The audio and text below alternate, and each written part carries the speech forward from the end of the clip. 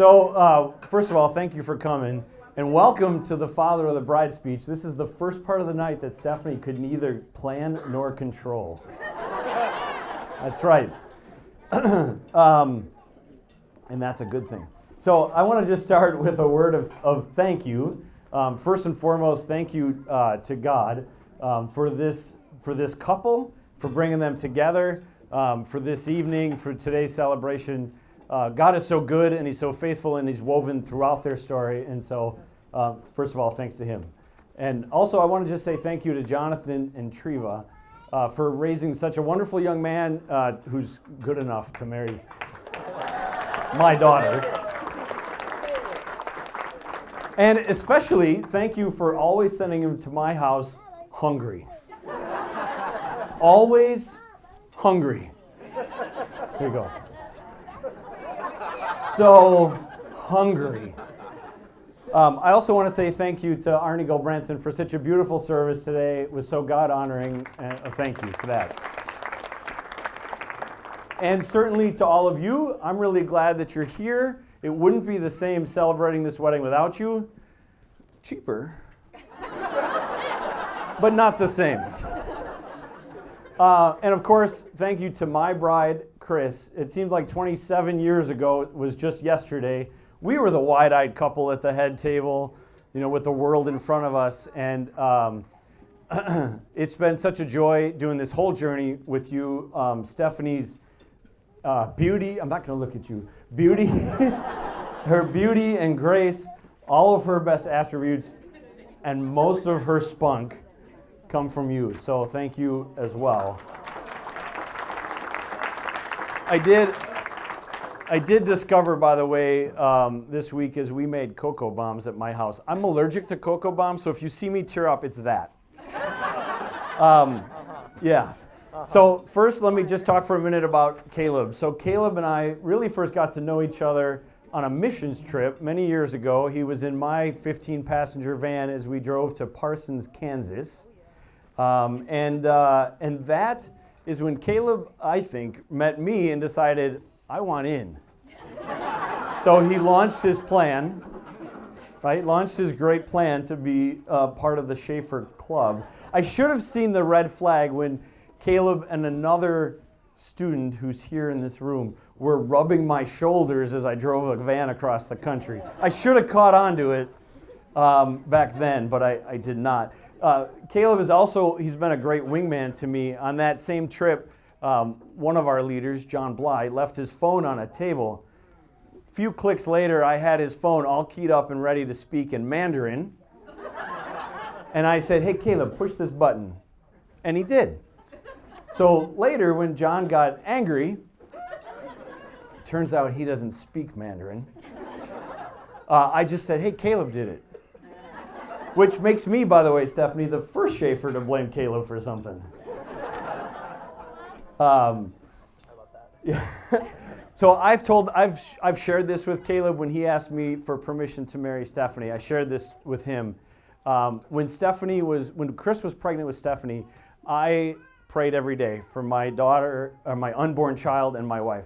And when she was born, I started praying for my daughter and for her future husband.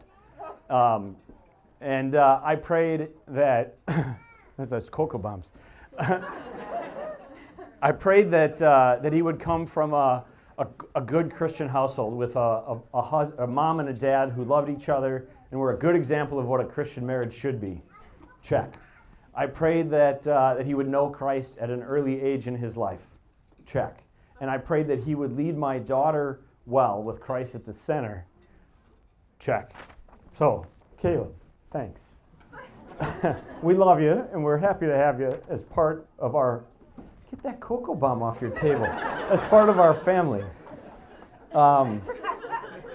For Stephanie, you made me a father for the first time. You probably didn't know that. You did know that. And Stephanie has always brightened our lives. Now, that's probably because she never remembers to shut off a light. But she's always brightened our lives. And from the very beginning, she's had me wrapped around her finger, right? She's been a daddy's girl, and I've been enamored and in love. Don't that just helps. So no matter what it is, whether we were playing dress up or some goofy little game or running through a store playing with things we found in the aisles somewhat inappropriately, we've had a lot of antics. We've had this fun-loving, just great relationship, and I wouldn't trade it for anything. So I remember a day not all that long ago, we were in church, and when Stephanie was a little girl, and we'd be in church, and the pastor would say, it's time to pray. She would grab my hand and lean in and close her eyes and like snuggle up to me, and we'd pray. And she would do that all through life, and she would still do it. And we're in church one Sunday, and it's Jonathan and Treva, and then Caleb and Stephanie and me, and Chris was up on stage on the worship team, and the pastor said, well, it's time to pray. And I'm she's going to grab my hand because she always does. But she grabbed Caleb's hand and she leaned the other direction. And I thought to myself, like, this is the first time, like, I realized I've been dethroned. I'm no longer the number one man in her life. And well, that was a sentimental moment for me. I felt a little alone. It was also a really proud moment, right? Because it's good, and that's the way that it's supposed to be, as Scripture says, of cleaving to each other, leave their parents. And so it was a beautiful moment.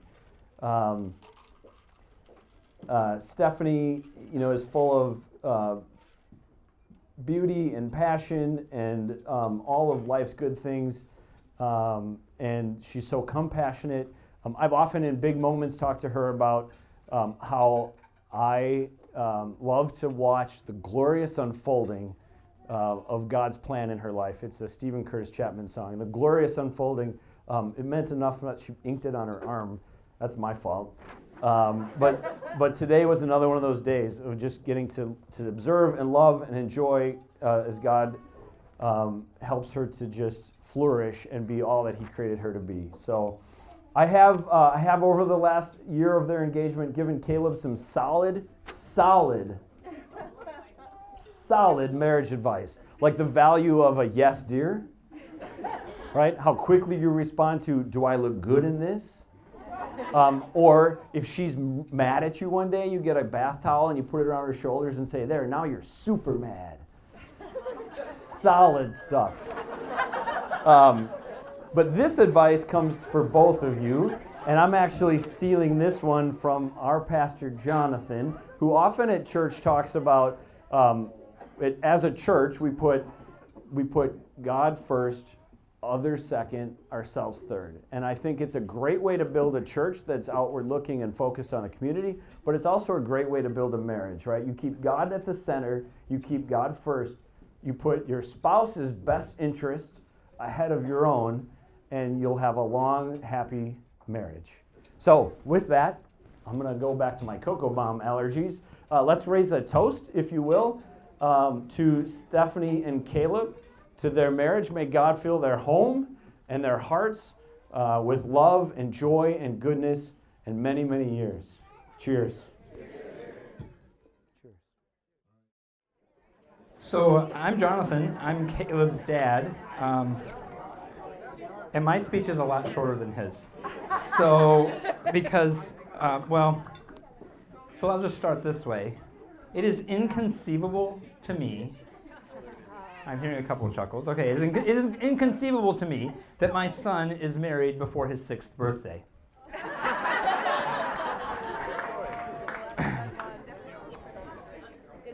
It is also inconceivable to me that they decided to give me a microphone and told me to keep it to 5 minutes or less.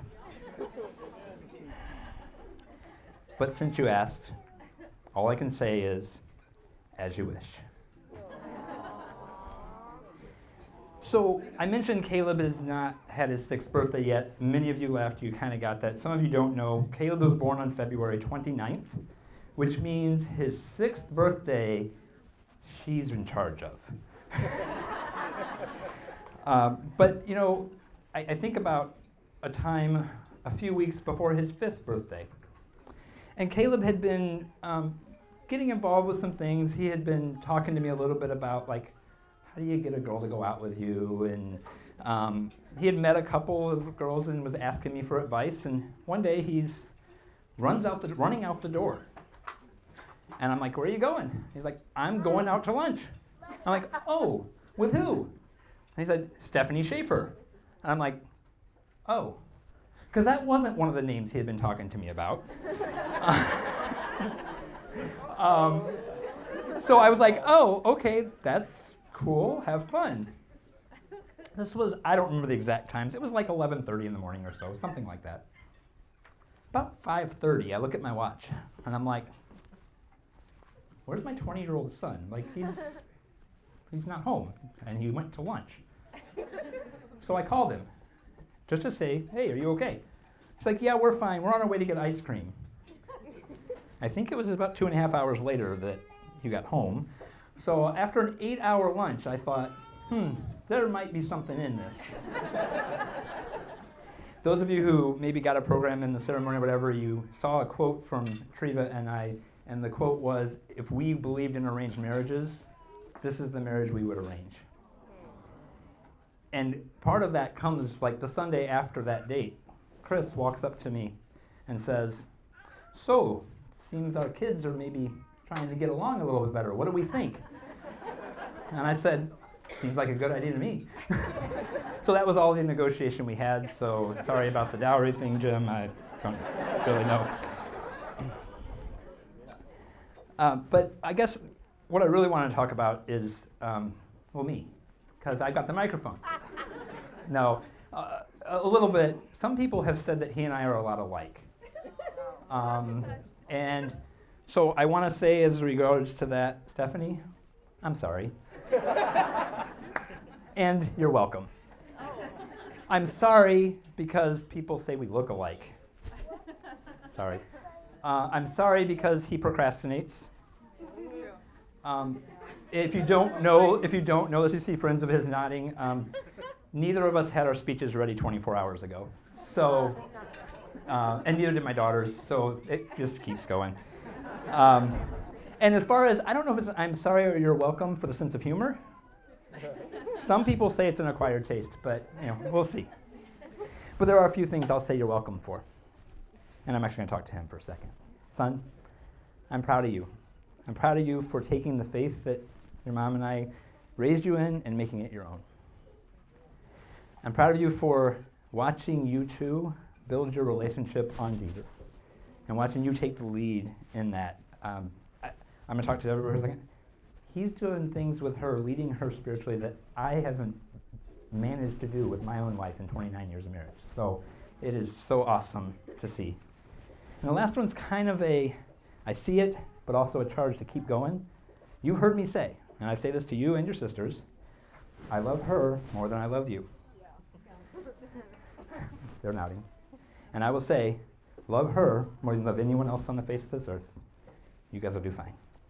We love you. Congratulations.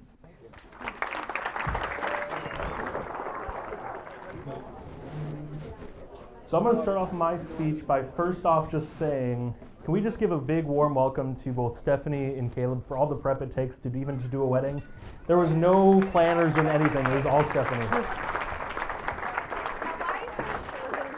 And then let's get another round of applause to anyone who kind of helped beforehand too, because there's a lot of prep for this. Because I gotta say, it was a very beautiful ceremony. Okay, so I want to start off by saying, since Jonathan kind of took over my my little point, I did procrastinate. If you ask any of the groomsmen, I did also procrastinate about doing my speech. But it very much, sorry. yeah, it's the Cocoa Bombs, I think. But to my credit, the word procrastination really is a word that describes Caleb. I think everybody knows that. So Caleb and I met in college. So a little story about that. I'm so sorry. Thank you. So Caleb and I met in college. Very fun story. Me being very introverted, like Caleb. We it was sophomore year of college. He was a freshman at the time, and he came in. I'm sitting alone at lunch just because I didn't really know anyone around. And he comes down, he recognizes me, and he says, "Hey, you're from my computer science class." I was like, "Oh yeah, I recognize you too." So he comes down, he sits with me, and we just have a little discussion. Not much really came of that, other than we just knew that we had shared classes, just kind of got to know kind of some surface level stuff. From there, we went off on our own ways. I would say probably a couple days later, we both participated in a college program called Cru. For anyone who doesn't know, that's Crusade for Christ. It's a Christian organization that goes to college campuses just teach the Bible to college students. So I'm in there. I've been going for a couple weeks, and guess who walks in? Caleb. And it was just such a big surprise and just such a big moment for us. We looked at each other and we're like, we immediately knew that from that point on that we were going to be really close friends. From there, so the running jokes through college from that point on was that I was his secretary. If you ask anyone, I took the time to plan out his entire college semesters up until he graduated. Even after I graduated a year before him, I still was helping him get to the point where he was.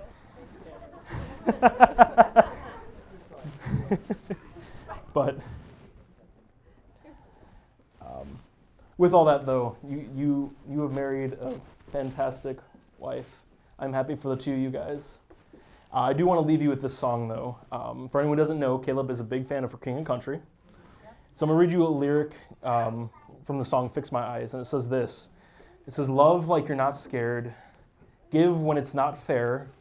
Live life for another. Take time for a brother or sister. Fight for the weak ones. Speak out for freedom. Find faith in the battle. Stand tall, but above it all." And it says, "Fix your eyes on God." So from one married man to another, always put God first in your life and your spouse second. And if you continue to do this, your relationship will flourish into a beautiful. But I would like to just first say, congratulations, Mr. and Mrs. Goldbranson. Before we begin, Stephanie and I have a little tradition of taking a very particular picture when we're together that my grandma always asks, and so that I don't have to hear about it from my grandma for the rest of my life. Grandma, this is your chance to grab your phone, or whoever's phone is accessible to you. Stephanie, I'm gonna have her come up. Please don't kill me for taking one last picture. I promise I'll say lots of nice things about you after this. Okay. And you will understand in a moment why this is important. Yeah. All right. You gotta wait. You got it? Stephanie told me there wasn't a time limit for the speech, so that's why I incorporated this.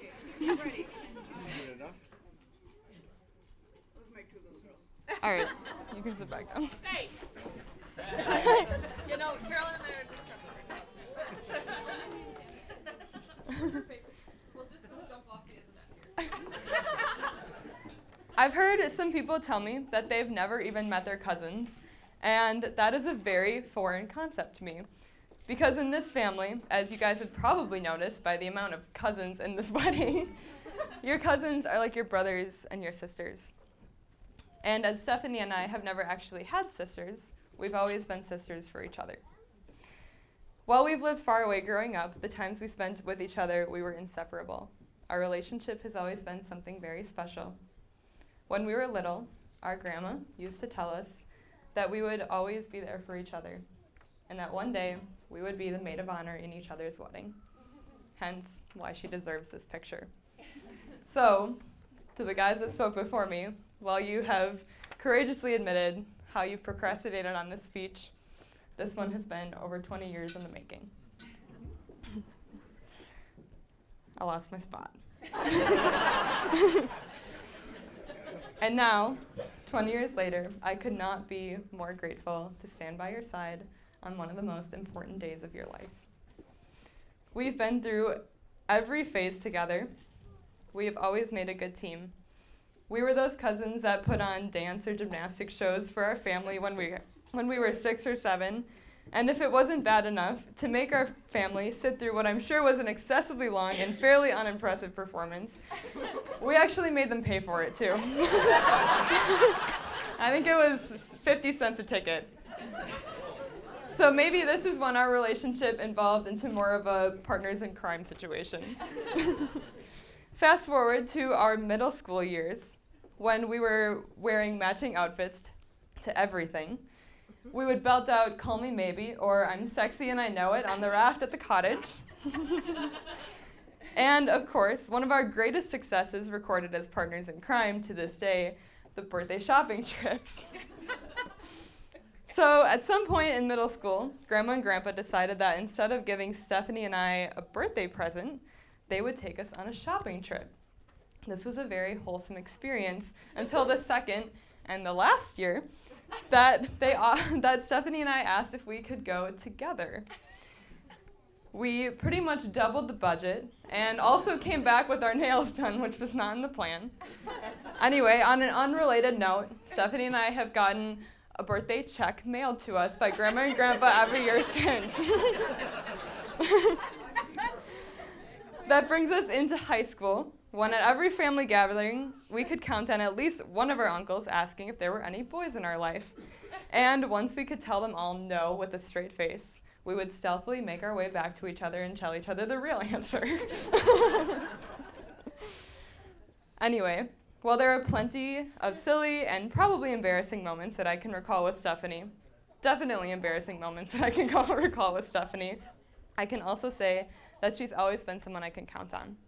She is a person that you can look up to, and I always have as her unofficial little sister.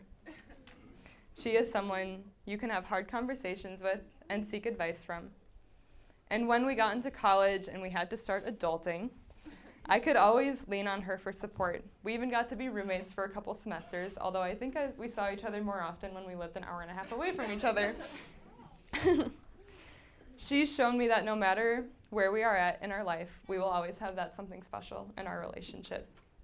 And I know that I'm not the only one that she's proved this to, because if I was, a lot of you guys wouldn't be here today either.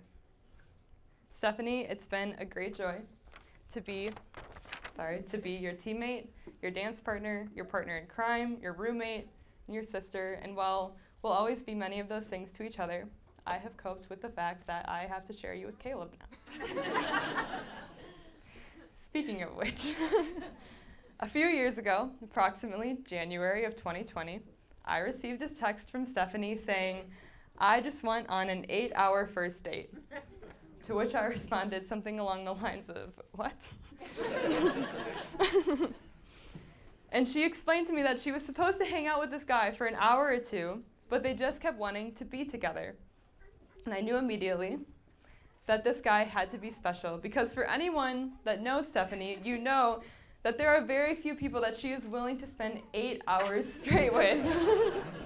We love her, but she has a sweet little introverted heart. I knew immediately that this guy had to be special.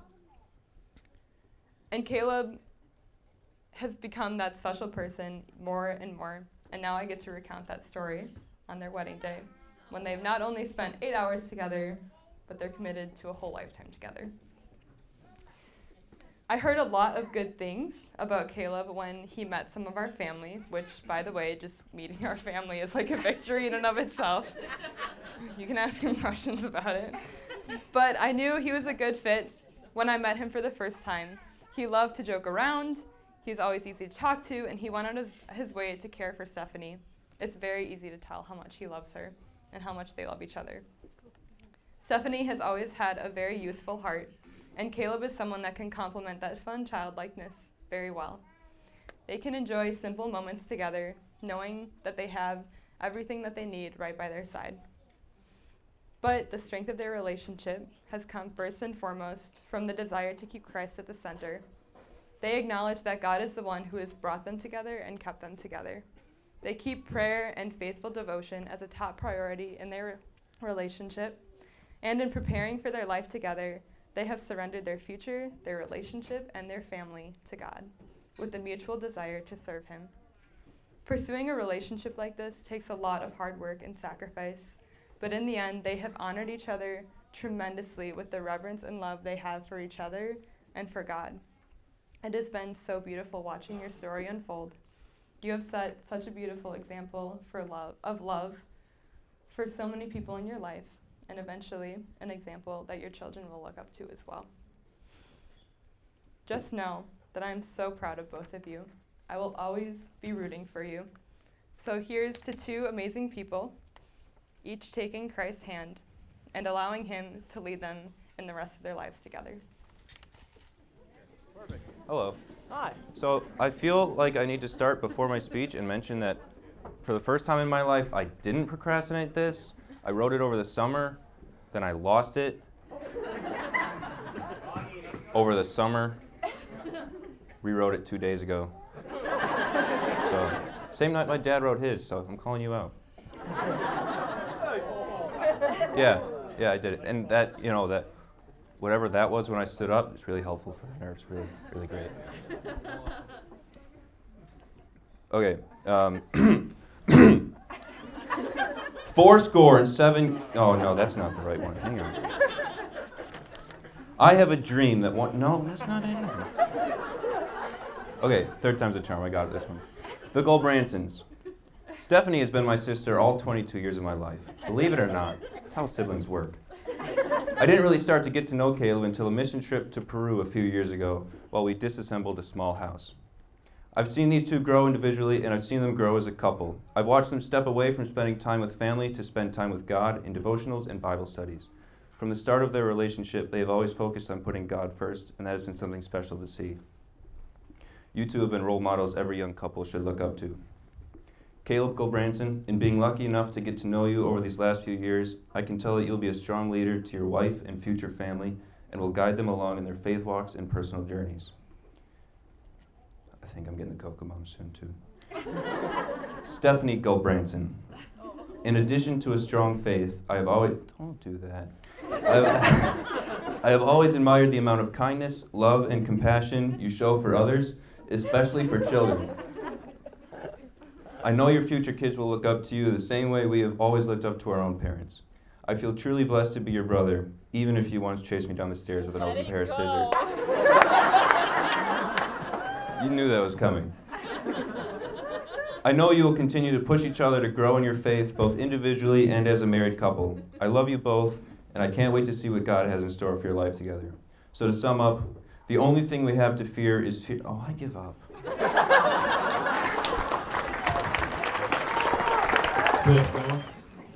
All right. I didn't even think this day would come. I mean, I didn't even think that you had friends to be your groomsmen. Yet, here they are, and then you married Stephanie, and she's like perfect. So I don't know what spell you have her under. I'm sorry, Stephanie, by the way. I was honestly surprised that Stephanie wanted to date my brother. Yet here she is, marrying him now. I'm happy for you two. I am so glad to be a part of your... Don't look at them. I can't look at you. I love you, but I can't look at you. All right, let's try this again. I'm happy for you two. I'm so glad to be a part of the beautiful wedding. Stephanie, you have become family to me, and I'm sure everyone else can agree. Caleb, you really grew up on me. I remember when we were just little kids in the attic playing GameCube. Now you're married. Where did the time go? It's okay to cry. I'm trying not to cry. Yeah, those, yeah, I think I have that allergy too. I think I have that too. We're all allergic. I'm so happy for you two, and I'm so excited to watch you guys live this next amazing chapter of your lives. I am also genuinely happy that you found somebody that brings you into the real world instead of the gaming one. All jokes aside, though, I have known you will be the best husband ever because you have been. Nope. I'm the funny one. This isn't supposed to happen. I have known you were going to be the best husband ever because you have been the best big brother ever. one of the best memories I have with you is, ironically enough, the night I got dumped. It was really late and Mom and Dad were asleep, so I walked in your room, tear-soaked cheeks, and you took your gaming headphones off and you let me just cry for the next hour. And you held me, and it was the nicest thing ever, and that's how I know you're gonna be the best husband ever. Truly, I know you guys will be happy. Oh, and remember, Caleb, even when she's wrong, she's right. There's talk of procrastination, and you have all learned that I am a procrastinator, but not a liar, so I will be honest, I do procrastinate. So, I want to just start off by saying thank you to everyone for coming. Thank you to those of you who helped. Thank you to Lawful Chapel for getting stuff ready and just getting everything done. I really want to thank God for letting this happen. Without it, it just doesn't happen. Without it, we can do nothing. We're just lost. So I just want to thank and praise God. Thank you for my beautiful wife and her fun family. And I just want to thank all of you for coming. And don't worry, we've had a lot of speeches, so I'll keep it brief on the last one. Because there's going to be dancing to be had. And I really am grateful to all of you, and thank you, my bridal party. And you guys have just been amazing. You've been an amazing support group to me, and all of you in our lives have supported us, you built us up, and we couldn't be here today without you guys. And so we're just so thankful for you. So I have to tell a quick story. So, as tradition in the States, it's the father of the bride's job to help pay for this whole shindig. But then Stephanie brought up a great point, maybe not so great, that in the olden days, when somebody wanted to marry someone, the guy would often give the father of the to-be bride, like, cattle, right? Like, look in Genesis, it'll be stuff there, right? And so Stephanie said, now wait a second. Back in the day, the groom would have to give the bride's dad stuff, but this time he paid. It's like he's kicking me out. This isn't fair. And so she said, you owe Jim cows, pigs, and chickens. Amen. And so I was like, well, cows, pigs, and chickens? Like, that's a weird thing to owe. But I was like, all right, well. So we thought about it, and the number kept changing. One day Jim would say, Caleb, it's 4 cows, 3 pigs, 2 chickens. And the next time we would come up, something happened. Like, oh, it's went up. Now it's 5 cows, 2 pigs, and 4 chickens. And I was like, it just keeps changing. So, but I decided, going into our life together, that I don't want to have that debt weighing down our marriage. So I decided I'm paying this debt. So if my groomsmen would go bring them in and bring the cows, pigs, and chickens in. And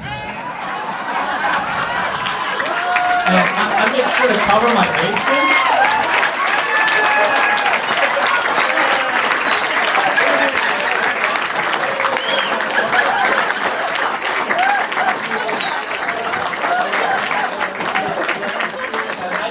I wanted to make sure I had the debt paid, so I didn't bring 1 or 2 or 3 or 4 cows. There's 7 cows, 7 pigs, and 7 chickens. Now the debt is paid.